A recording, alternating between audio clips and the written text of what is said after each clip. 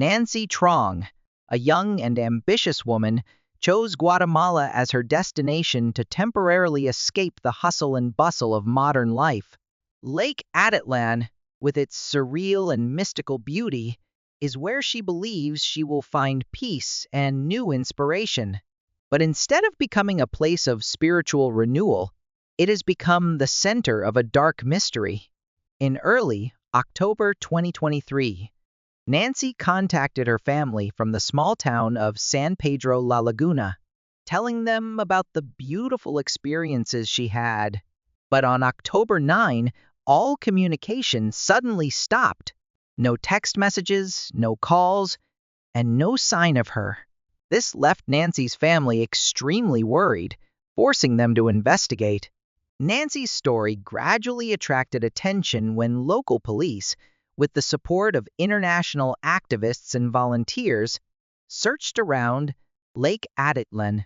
But the sparse clues and conflicting accounts from witnesses add to the mystery. Some say they saw Nancy on a boat heading out to the middle of the lake, while others insist she left town. Nancy's family has not given up hope, but their efforts have often been hampered by a lack of resources and coordination.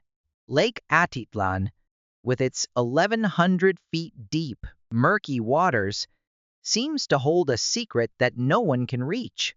Questions about what really happened to Nancy remain, along with the grief of those who loved her. Nancy Trong's story at Lake Atitlan becomes even more heartbreaking when she recalls the last moments she saw in joy and happiness. Her trip in October 2023 was part of a journey to find peace and connection with herself, something she had felt deeply during her previous trip at the Yoga Change Resort. This time, she brought with her the hope of sharing the wonderful experience with a new group of friends who shared her passion for nature and personal growth. October 19 started out promisingly. The group of 13, including Nancy, prepared for a kayaking trip on the lake. In a video taken just before the trip, Nancy appears with a bright smile, her eyes shining with joy. She is wearing a light blue sports shirt, her hair neatly tied back, and jokes with her friends before stepping into the kayak. "This is the moment I've been waiting for," she excitedly spoke to the camera, waving to family and friends back home. But just a few hours later, the joy of that day disappeared, giving way to a mystery that shocked everyone.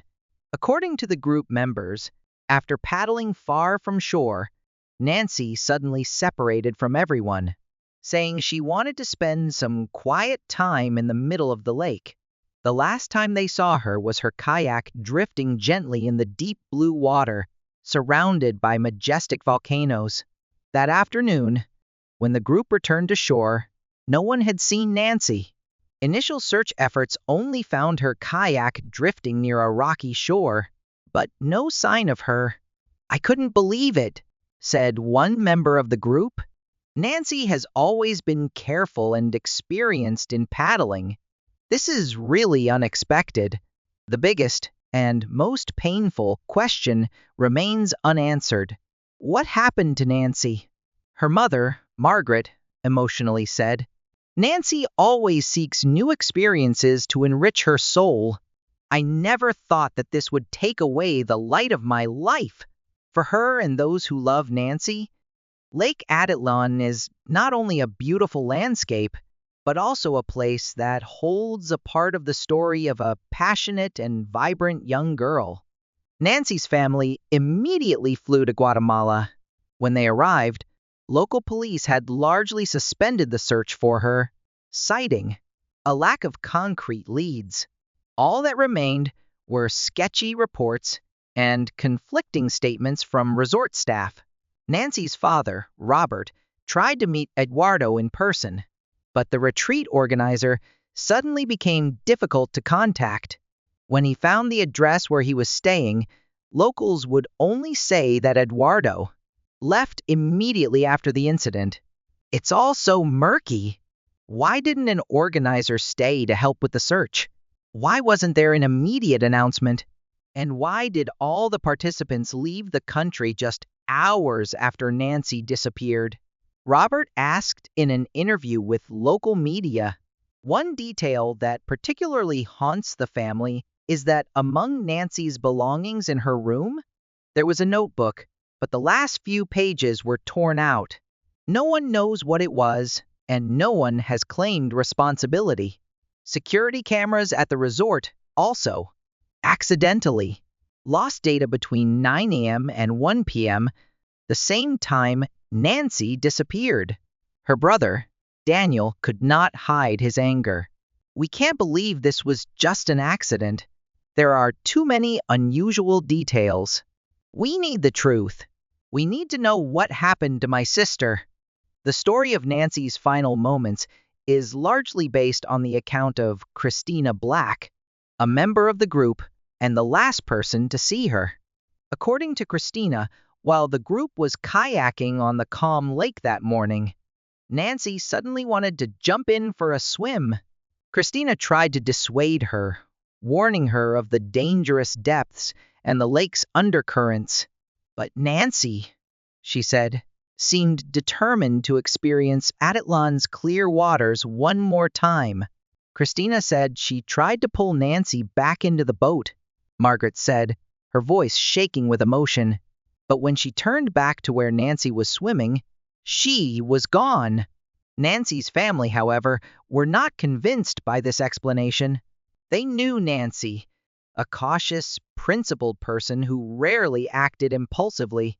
The idea that she would jump into deep water without a life jacket or supervision was inconceivable.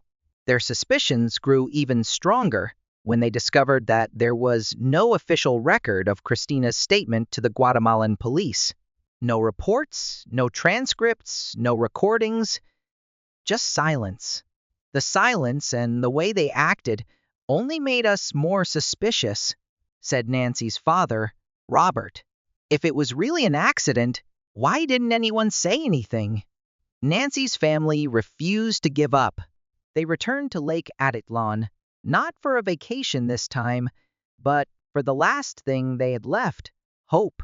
They hired experienced divers, along with local rescue teams, to scour every corner of the water. But Atitlan, the deepest lake in Central America, was a cold, dark labyrinth. It swallowed up the sunlight just a few meters below the surface and kept its secrets in absolute silence. Despite their best efforts, no trace of Nancy was ever found. No body. No clues. Nancy's story quickly spread across social media. From the final, hilarious videos to the images of her praying by the lake, online communities everywhere began to take notice. And then, as is typical of the digital age, theories began to flourish. Some suggested that she was the victim of a mysterious religious ritual that had been rumored in the area. Some pointed to human trafficking syndicates that had operated along the Guatemalan border. Others, more coldly, questioned her own companions. All of this speculation only added to Nancy's pain. "We don't need sensational stories or unfounded speculation," Margaret said in a television interview. "We just want justice for Nancy. We just want the truth." When Christina, the last person to see Nancy, refused to speak directly to the family and only provided a statement through a lawyer after a month of silence, suspicion grew even stronger. "We just want to know what happened to Nancy," Robert said. The way they acted made us feel like they were hiding something. To this day, Nancy's family continues to search for answers. They hope that one day the truth will come out, bringing justice for Nancy and peace to the family. "You're always in our hearts, Nancy," Robert said, choking back tears. "We're not going to give up, no matter how hard it gets." Sophia McKenna, a girl with bright eyes and a lively smile, was the center of our family. On the night of May 27, 2018, when we said goodbye, none of us knew that it would be the last time we would see her. Sophia left home with a promise to return the next morning. She said she was just going to meet friends, not going far. Sophia first met Spencer Mugford in a very ordinary situation, at the local spa where she worked. Spencer, a warm-hearted guy, immediately attracted Sophia with his kindness and sense of humor. In recent months, a smile seemed to be a rare thing on Sophia's face, but Spencer changed that. With just a few gentle words mixed with humor, he made her smile back, and that smile probably sparked a special connection between them. Soon, Sophia and Spencer decided to meet somewhere else, the parking lot of the University of Connecticut Avery Point. It was a quiet afternoon, with a gentle ocean breeze in the air. Spencer, a student at the school, waited for Sophia with a mixture of excitement and secrecy. When she arrived, they exchanged a few brief words, as if they had already planned ahead. Together, they headed to the marina, where a small sailboat was ready. No one knew where they were going or what they were doing, but their first destination was clearly the New London Lighthouse, a historic landmark that stood out against the blue sea. There was something in their eyes, a little excitement, a little mystery, and a lot of uncertainty. Maybe they were simply enjoying the freedom of the trip, or maybe they were pursuing something greater. Beyond the idyllic scenes of that day, the sails were raised high in the evening light, and their journey began, full of expectation and unanswered curiosity. Sophia called me at an unexpected hour, around 2 a.m. I was startled to see that the call was from Spencer. Her voice rang out, clear and full of life, but I sensed something different, a strange confusion. She said the waves were stronger than expected, the water pushing their little sailboat in unexpected directions. Sophia didn't sound overly concerned, but there was something about the way she said it that made me uneasy. She added that it would take them longer to get back to shore, then ended with a gentle promise. "Don't worry, we're fine. We'll be back soon." I didn't think much of it at the time, assuming it was just a minor situation. Sophia was still smiling lightly on the call, and Spencer seemed to be trying to handle things. But when the call ended, a strange feeling lingered, as if I had missed some important sign. I never expected that would be the last time I would hear her voice. Those last words now replay endlessly in my mind, like a tape, carrying with them regret and pain that can never be relieved. The next morning, I was awakened by the ringing of my phone. Austin, Sophia's ex-boyfriend, called me with a clearly worried tone. He said that Sophia had asked him out shopping today, but he hadn't been able to contact her since early this morning. I felt a wave of unease spread through me. Sophia usually didn't break her promises, especially to Austin, even though they had broken up. I tried to reassure him, but my heart began to churn with uneasy thoughts. When I checked my phone, something strange happened. There were a series of missed calls from an unknown number between 2:05 and 2:09 am, right after Sophia called me. I hadn't noticed them at the time, but now they seemed to have an ominous meaning. I dialed the number and waited nervously. The other end picked up, and I immediately recognized that it was Spencer's phone. The silence seemed to last forever. I tried calling Spencer's name, but there was no response. The worry in my heart had now turned into an undeniable feeling of dread. What had happened after Sophia's last call? Once we realized the seriousness of the situation, we immediately called the police. A search was launched, starting in the area around the University of Connecticut Avery Point, where Sophia and Spencer had last been seen. The police found Sophia's car in the school parking lot. It was sitting there as if it had been parked not long ago, and inside her phone was still there. Everything in the car looked normal, no signs of any disturbance or abnormality, but the presence of the phone made me nervous. Sophia would never leave her phone alone unless something unusual had happened. Continuing the search, the police found a more important clue near the New London lighthouse. A shirt, identified as Spencer's, had been tied to a boat lock at the dock. It could have been a signal, an attempt to mark a location or call for help. But what worried everyone the most was that the sailboat they had taken from the school was no longer there. The small boat had now disappeared into the ocean, taking Sophia and Spencer with it, along with countless unanswered questions. This small clue only made things more confusing and made our worries grow. Time seemed to be passing too quickly, and the ocean was vast and dangerous. The small sailboat was eventually found, but the news of it brought no relief. It had capsized, drifting about 13 miles from the New London lighthouse near Truman Beach.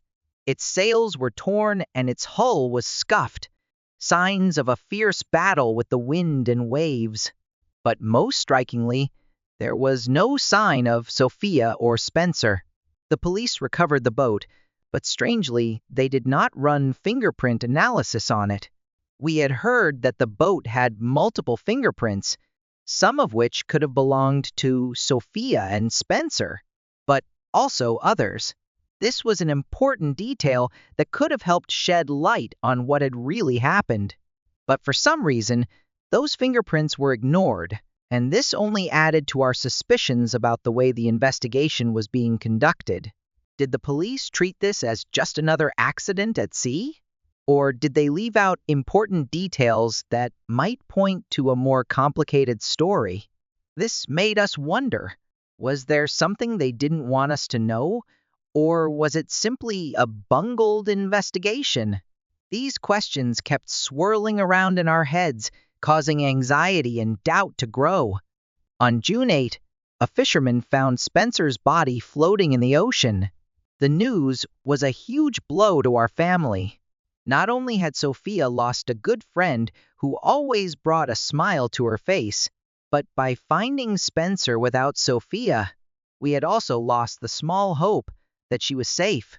This devastating reality forced us to face a series of theories and scenarios that had no answers. Some believed that Sophia might have been kidnapped or fell into the hands of human traffickers who took advantage of her helplessness in the middle of the ocean.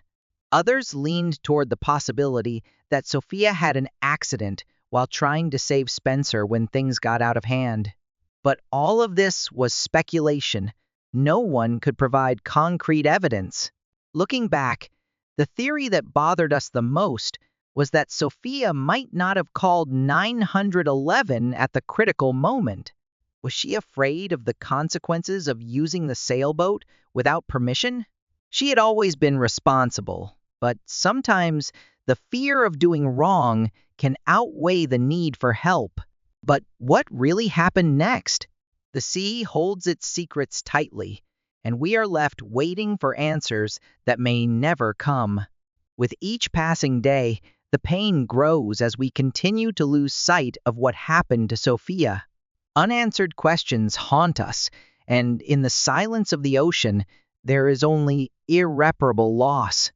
Our family continues to live in pain and uncertainty, as if each day is a fog with no way out. The biggest question remains unanswered. Where did Sophia go? Is she still alive, somewhere, waiting to be rescued? Or has she left us forever, leaving a void that can never be filled? Memories of Sophia are as clear as yesterday. Her laughter, the way she sang her favorite songs as she ran through the backyard, or her eyes that lit up whenever she saw the ocean. All of these are still here, in our minds, reminding us that no matter how much time passes, Sophia will always be an inseparable part of this family. Every year on May 27th, the fateful day Sophia disappeared, we go to the New London lighthouse. It was the last place she was seen, a symbol of both sadness and hope. We placed white flowers, Sophia's favorite, at the foot of the lighthouse and lit small candles that flickered in the sea breeze. The candlelight was weak, like the fragile hope we still held on to. Every time I stood in front of the lighthouse, looking out at the vast ocean, I wondered if she was somewhere, where the waves embraced her, or if the water had carried Sophia away from us forever. Sophia was more than just a name on the missing list. She was the light of our family, the child and grandchild we loved forever and never forgot. In those silent moments, we prayed, not only for answers, but also to keep the faith. A faith that, though fragile, never died. Sophia, if you hear me, please know that you are never forgotten. We will always wait, always love, and always hope. That night of April 20, 1989, still haunts me as an unforgettable memory. It was close to midnight, and I was driving alone on a winding country road surrounded by vast fields near Circle, Montana. It was quiet, except for the sound of the car engine and the light from my headlights shining in the distance. The sky was clear and starry, as if nothing out of the ordinary could happen. I had just left a friend's house after a long conversation. My old truck was running smoothly on the asphalt, and I thought about how soon I would be able to throw myself into my familiar armchair at home. But within minutes, everything changed. As I drove, my heart pounded as the light from the car rushed towards me like a wild beast out of control. It all happened in a split second, but it felt like time had slowed down. I only had time to turn the steering wheel hard, swerving out of the lane as the car passed right next to me. A head-on collision was narrowly avoided, but the car behind me, driven by Peggy Boer, was not so lucky. A terrible collision sound tore through the quiet of the countryside night. I slammed on the brakes. The car stopped on the road, my mind reeling as I thought about what had just happened. I quickly opened the car door and rushed out. Before my eyes, Peggy's car stopped on the side of the road, the rear of the car severely dented. She stepped out of the car, her face full of panic, but luckily not seriously injured.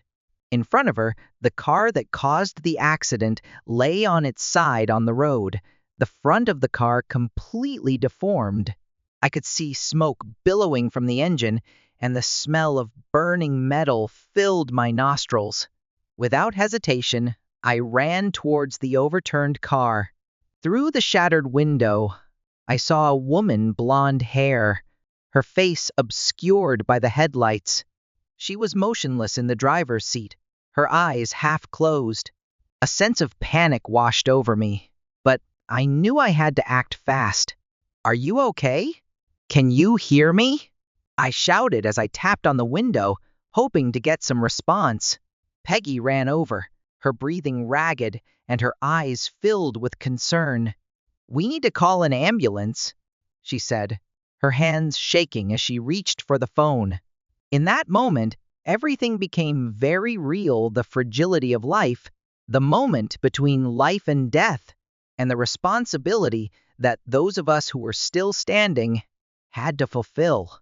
I don't know what makes that woman drive like that, but now all questions temporarily give way to a single mission: save her life.